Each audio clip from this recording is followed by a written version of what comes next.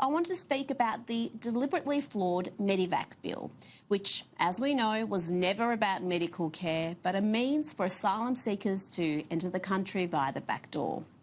In the few months it's been in place, more than 130 refugees and asylum seekers have used the medevac laws to enter Australia, and not a single one is currently in hospital receiving medical care.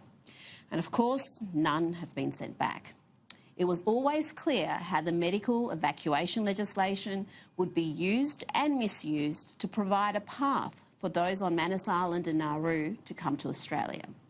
That was clear to those who opposed the legislation, and I would argue was certainly clear to almost all who supported it.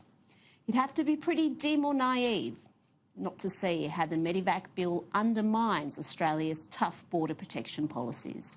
The very policies that have seen an end to the misery of the human trafficking trade and death at seas on our borders. Who can forget the jubilant scenes in the federal parliament earlier this year when the medevac legislation was passed in the Senate with the assistance of Darren Hinch? Among those clapping and cheering in the Senate were lower house MPs, including Liberal turncoat Julia Banks and Kerryn Phelps. Fast forward a few months and Banks, Phelps and Hinch are no longer in Parliament, all failing to be elected at the May federal election. But their legacy lives on with the medevac bill. This week we learnt that 135 asylum seekers and refugees have so far been transferred to Australia under the law, with another 200-odd applications awaiting action. But only 13 of the medical transfers were hospitalised and none are currently in hospital. 5 refused treatment altogether, while another 43 refused to undergo chest x-rays or pathology tests. It's a curious type of medical emergency that sees patients refuse medical tests, care and treatment.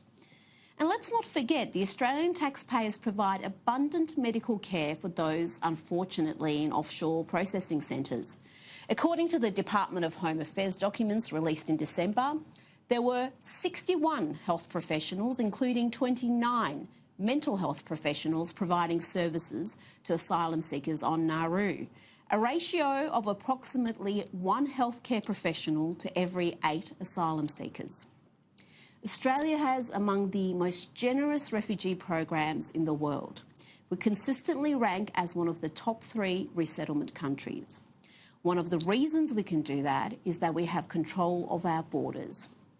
Now it's up to Jacqui Lambie to do the sensible thing and put an end to this rort. The Tasmanian senator will cast the deciding vote in either overturning the unsound medevac legislation, or she'll join Labor, the Greens and Centre Alliance to block the government's bill.